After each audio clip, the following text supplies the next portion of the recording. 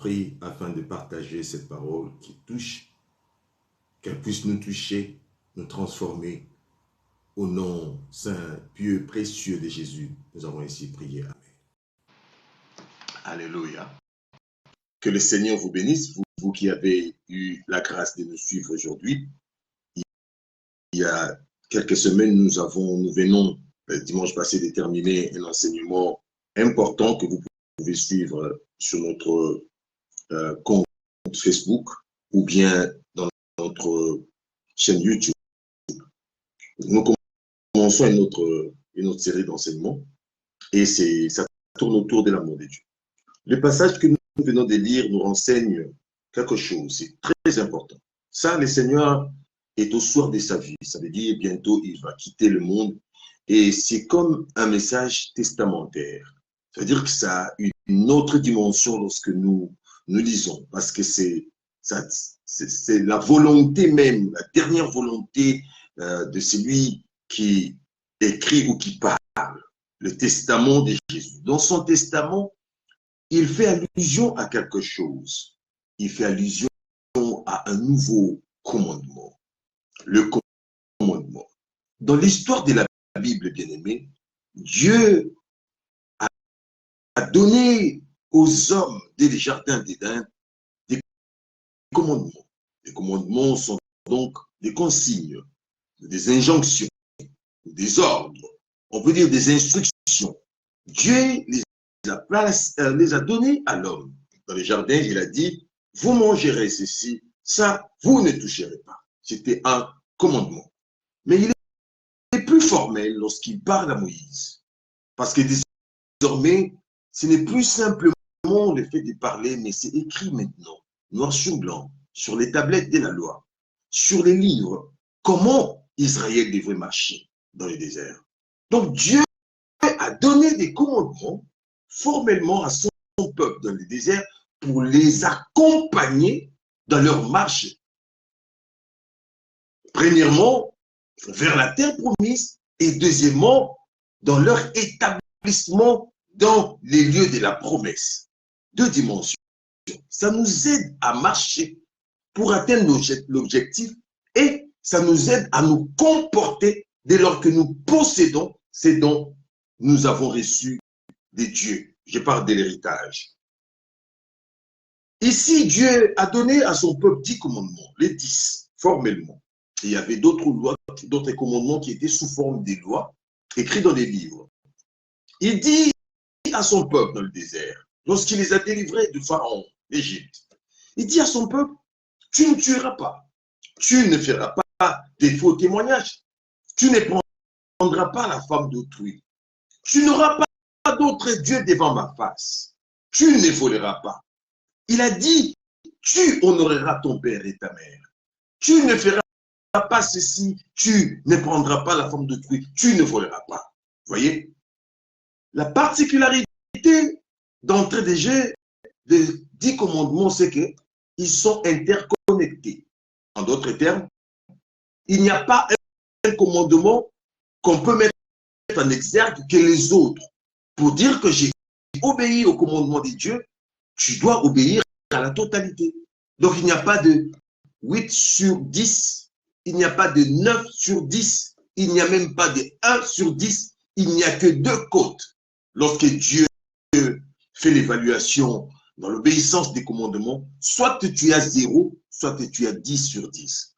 Et nous savons combien c'était difficile aux hommes de pouvoir obéir à la volonté de Dieu ou au commandement de Dieu. C'était très difficile.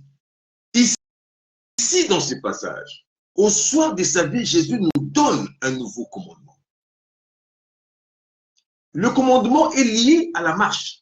Vous voyez, lorsque Dieu donne les commandements au peuple, les 10 commandements, il les donne dans les déserts pour les aider, les accompagner, comme je le dis. Puisque le commandement est lié à la marche, donc à l'exode, d'un lieu à un autre, au mouvement, on peut donc comprendre que pour atteindre un objectif partant d'un lieu, partant d'une situation, d'une circonstance, nous avons besoin de marcher avec des consignes. Nous avons besoin de marcher avec des ordres. Donc, une vie qui est sans ordre, c'est-à-dire sans limite, c'est-à-dire sans façon préalablement conçue de faire, est une vie d'échec. Tu ne peux pas atteindre un objectif si tu n'as pas mis des garde-fous, des ordres, des consignes, si tu ne suis pas ces choses. Et cela est très important. On ne peut pas marcher d'un point pour atteindre un autre sans consigne. C'est pourquoi c'est très important. Ici, le Seigneur partant, il donne à ses disciples des consignes, des ordres, un commandement nouveau. Il dit, ça, c'est nouveau. Ce sont des nouvelles injonctions qu'il est en train de donner. En continuant à envoyer des cœurs pour que nous puissions être plus visibles. Vous voyez? On ne peut avoir ou évoluer dans un ministère sans consigne. On ne peut rien faire dans les affaires, évoluer sans consigne, sans commandement, sans injonction. Cela est valable pour la conduite d'un pays, cela est valable même pour la construction d'une maison, cela est valable pour la construction d'un foyer. Dans ces passages des gens que nous venons de lire, vous voyez, Jésus ne sort pas son peuple comme Dieu a sorti Israël d'Égypte. Mais ici, Jésus les a sortis d'esclavage du péché. Et maintenant, ici, contrairement à la terre promise physique, Jésus veut les amener à la nouvelle Jérusalem, dans le royaume des cieux ou dans la maison du Père. Mais comme Israël dans les déserts, Jésus devrait donner à ses disciples des commandements qui les aident à marcher vers la maison du Père. Vous comprenez? C'était donc très important. Il dit, ici, c'est un nouveau commandement. Parce que le peuple à qui Jésus donne ces commandements, c'était des Juifs essentiellement qui connaissaient la loi de Moïse. Il leur dit, je vous donne un nouveau commandement. Et ce commandement, il dit, aimez-vous les uns les autres comme je vous ai aimé. Vous voyez?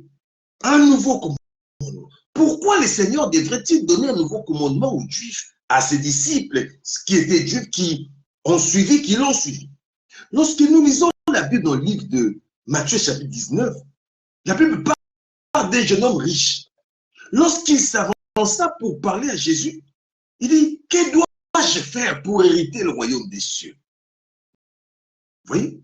Le Seigneur lui dit, tu connais la loi de Moïse.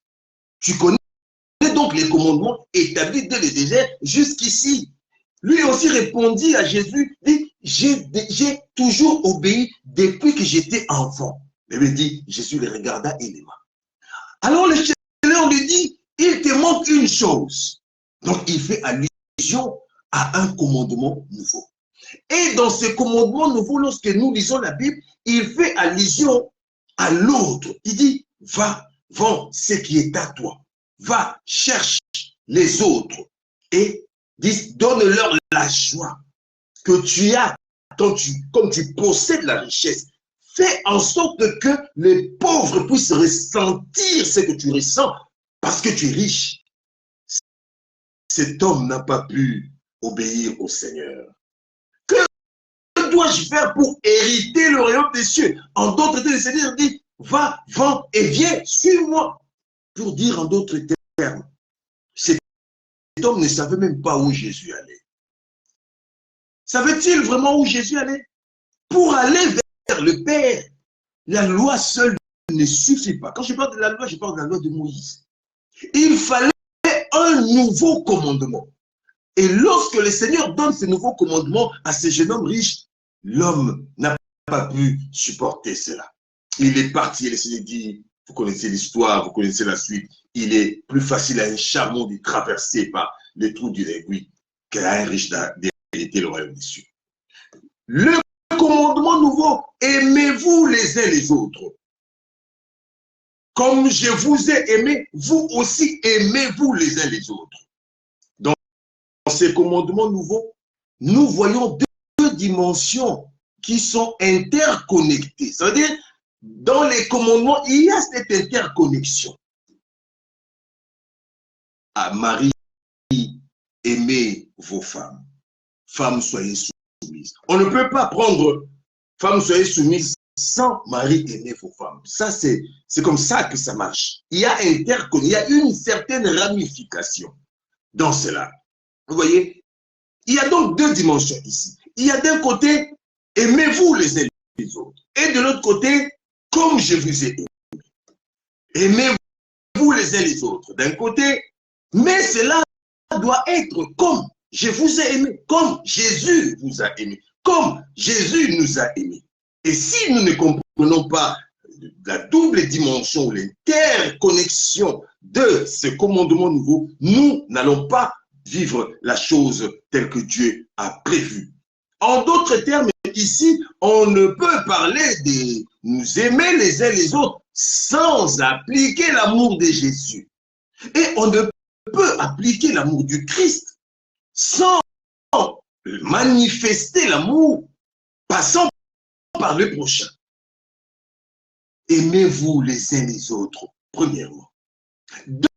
Dans cette portion ici, cette dimension, nous avons deux définitions. Parce que souvent, le problème avec l'homme, c'est la définition. L'homme ne sait pas définir les choses. Ou nous vivons notre définition des choses. J'étais en train de méditer dans la notion première de l'amour, parce qu'il fallait comprendre c'est quoi l'amour. C'est ce que c'était l'amour. La définition simple, c'est que l'amour, on dit ici, c'est le goût très vif manifesté par quelqu'un pour une catégorie de choses pour telle source de plaisir ou de satisfaction. Je vais mettre ça un peu plus clair. L'homme a un désir. Il ressent quelque chose. Il ressent quelque chose qui l'attire vers une catégorie de choses. Ça peut être homme, ça peut être une montre, ça peut être une télé, ça peut être une maison, ça peut être tout ce que se trouve autour de nous. Nous aimons la chose parce que nous trouvons du plaisir. Cette chose-là nous procure le plaisir et la satisfaction. Ça, c'est la rousse. Et on dit que l'amour a comme synonyme la passion. J'ai beaucoup aimé l'attachement. J'ai beaucoup plus aimé un penchant ou un culte. Mais lorsque nous lisons la Bible dans le livre de Corinthiens, 1 Corinthiens, parlant de l'amour, il dit l'amour supporte tout. C'est donc l'amour supporte tout. Ça veut dire nous devons nous supporter les uns les autres. Parce qu'il dit aimez-vous les uns les autres. En d'autres termes, il dit supportez-vous les uns les autres. L'amour est patient. Alors, soyons patients les uns envers les autres. Ça sont des choses qui nous manquent. Lorsque l'autre prend un peu du retard à faire quelque chose qui pourrait nous attribuer une certaine satisfaction ou du plaisir, nous ne sommes plus patients. Or, l'amour est patient. Voyez? Donc, si on ne comprend pas, on ne connaît pas que l'amour est plein de bonté, alors nous ne pourrons pas exercer la bonté les uns des autres. L'amour n'est pas envieux. L'amour, c'est-à-dire, nous n'envions pas les autres quand nous avons l'amour. Pourquoi? Parce que de l'envie naissent la jalousie et la haine. Souvenez-vous, l'autre fois nous avions parlé de Caïn et Abel, et nous avons vu que Caïn a tué son frère par haine, par jalousie. Et ce sont des choses qui viennent parce que nous avons envie, développer envie en nous. Vous voyez? L'amour ne s'évente pas. Ça, ce sont des choses qui sont contenues dans l'amour. Lorsque nous manquons ces choses, ou nous manifestons les contraires de ces choses, alors nous ne pouvons pas dire que nous avons l'amour, nous connaissons l'amour. L'amour ne s'invente pas, ça veut dire, il n'écrit pas. Mais par ses œuvres, il s'est fait constater.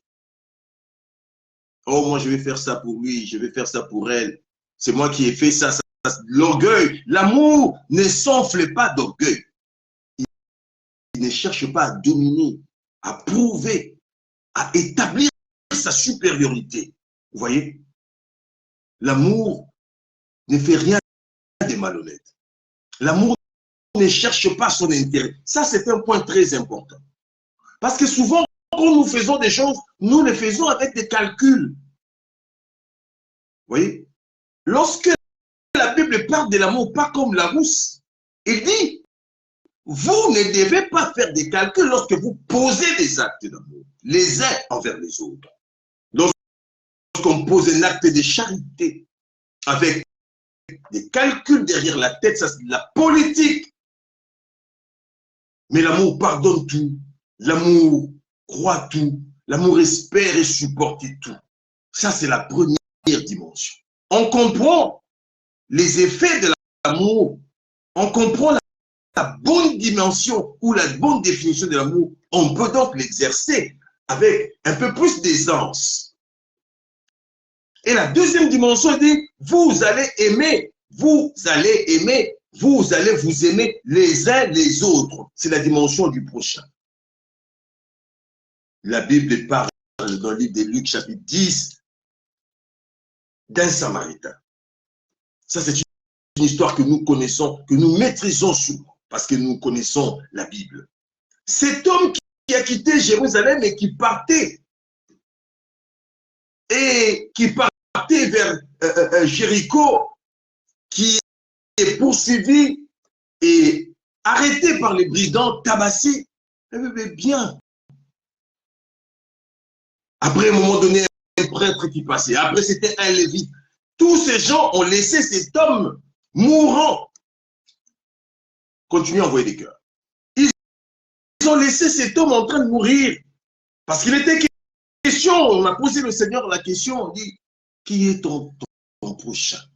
Alors lui, il donne cette parabole pour expliquer c'était qui un prochain. C'est-à-dire, des fois nous avons l'amour, mais nous ne savons pas le manifester parce que nous ne savons pas identifier le prochain. On parle du prochain. Ici, en référence de cette parabole, comme nous parlons du bon samaritain, cet homme, il était laissé à demi-mort. Mais un samaritain, c'est-à-dire des gens qui ne connaissaient pas Dieu, selon les Juifs, s'est arrêté. Et il a donné les premiers soins, il a pris soin après de cet homme. Pourquoi donc cet homme s'arrête, ce samaritain? Il s'arrête parce qu'il se retrouve dans cet homme-là qui était battu. C'est-à-dire le prochain, c'est la personne en qui nous pouvons nous retrouver. Ne fais pas à autrui ce que tu ne veux pas qu'on t'efface. C'est cela qu'on reconnaît.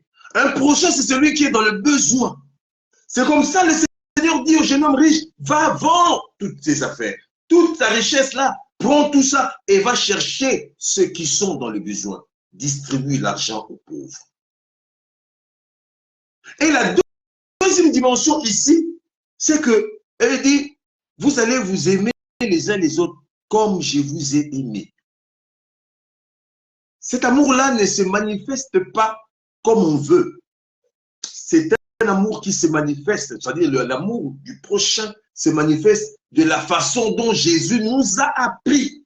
En d'autres termes, si tu ne connais pas comment Jésus a aimé, tu ne peux pas aimer ton prochain en accord avec la parole de Dieu. Le nouveau commandement est différent de tous les autres. Pourquoi? Parce que dans le nouveau commandement, nous avons un patron. Les gens qui font la coupe et couture connaissent, ça veut dire quoi un patron? C'est un modèle, un spécimen. Ici, nous avons un modèle à suivre. Tu n'aimeras pas ton prochain comme tu veux. Tu vas l'aimer comme Jésus nous a aimés. Comment Jésus nous a aimés? La Bible dit dans le livre de Jean, chapitre 3, verset 16. Car Dieu a tant aimé le monde qu'il a donné son Fils unique. Vous voyez? Dieu a tant aimé le monde qu'il a donné son Fils. C'est-à-dire, en d'autres termes, ici, l'amour qui sacrifie. C'est cet amour-là que Dieu veut que nous puissions manifester les uns envers les autres. Dieu a aimé le monde, il a donné en sacrifice son Fils. C'est-à-dire que nous soyons disponibles à sacrifier ce qui est plus cher en nous. Abraham a vécu des choses dans la vie de Sarah parce qu'il n'a pas simplement donné, mais il a donné qu'est-ce qui était cher. Nous nous donnons, mais nous ne donnons pas ce qui est cher. Nous donnons des miettes, nous donnons des friperies, nous donnons des choses qui étaient destinées à la poubelle. Le bon Samaritain a pris dans sa caisse ce qui lui appartenait, ce qui était cher. Il dit, prenez 2 deniers, qu'il m'en reste seulement ça. Je vais me débrouiller là où je vais. Après, quand je vais rentrer, c'est-à-dire après que j'ai fait mes affaires, c'est que je vais recevoir, je vais revenir pour continuer les soins. Oh, cet homme, il n'a pas simplement donné à ces gens de coin quelque chose à manger cette nuit-là, et puis le lendemain, tu descends même la station avant la station que tu descends. Non, il a pris en charge. C'est-à-dire, on prend en charge les prochains. Oh, c'est merveilleux. Car Dieu a tant aimé le monde qu'il a donné son Fils unique. Et ce Fils unique se sacrifier. C'est-à-dire, non seulement on sacrifie des choses, mais on se sacrifie aussi. 2 dimensions des sacrifices. Sacrifier et se sacrifier. Être capable de se donner ou de se mettre à la disposition. C'est ça, se sacrifier. Et c'est très important. La loi dans l'Ancien Testament, les commandements dans l'Ancien Testament avaient une telle sévérité, avaient une telle dureté, c'était tellement dur d'obéir aux commandements de Moïse. Combien de gens n'ont-ils été pas lapidés? Combien de gens n'ont pas péri parce qu'ils n'ont pas su obéir? Israël a fait 40 ans dans le désert. Il n'y en avait que 10 commandements.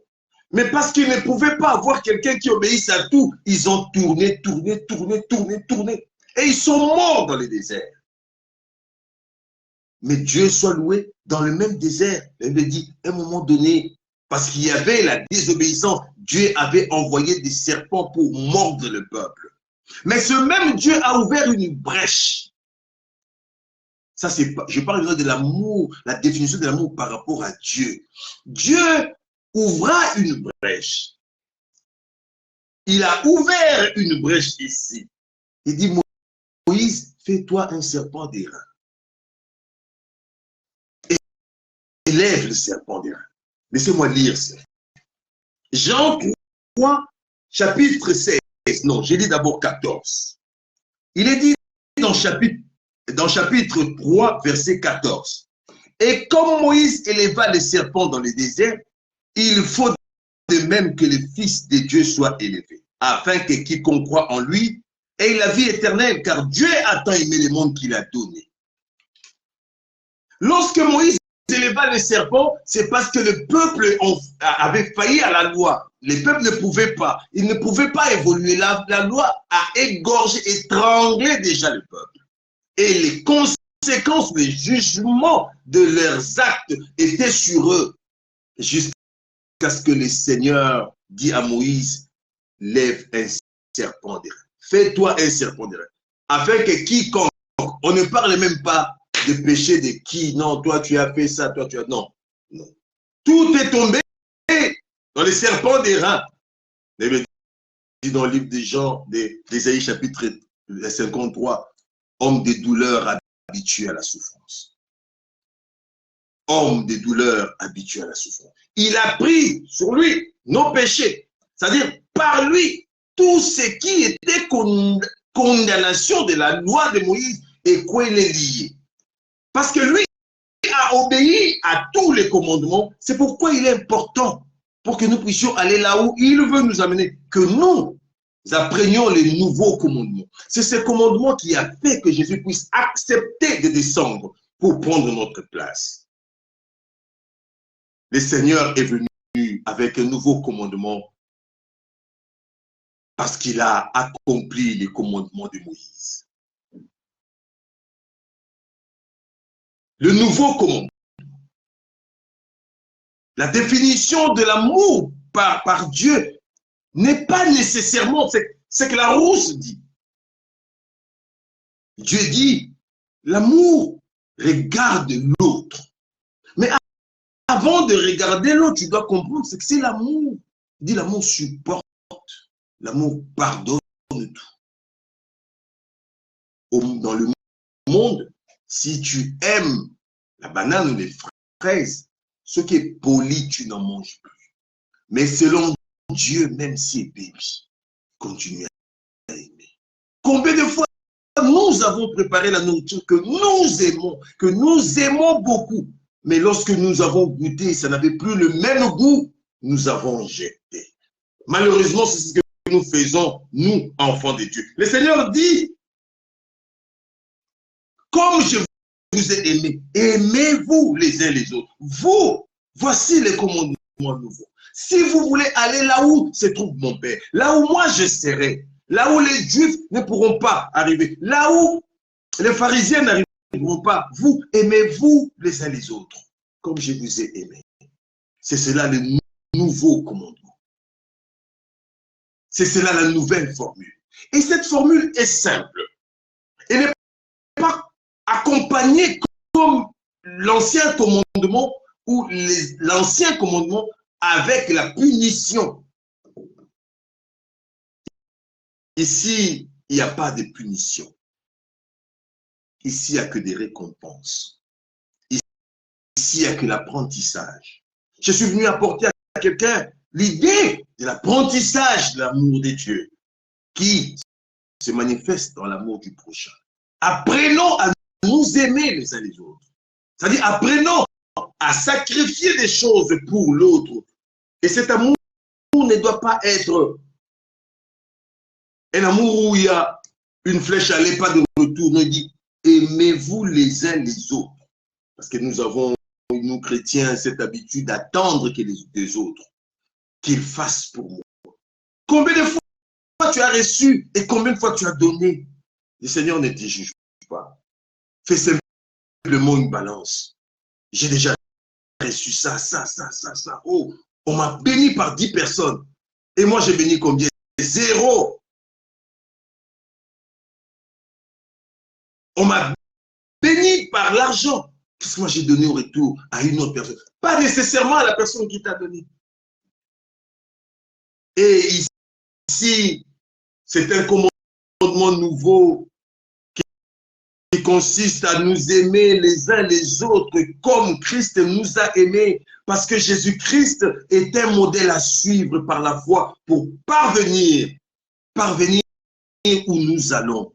La vie, bien-aimée, pour conclure, est un exode, est une marche. Nous marchons.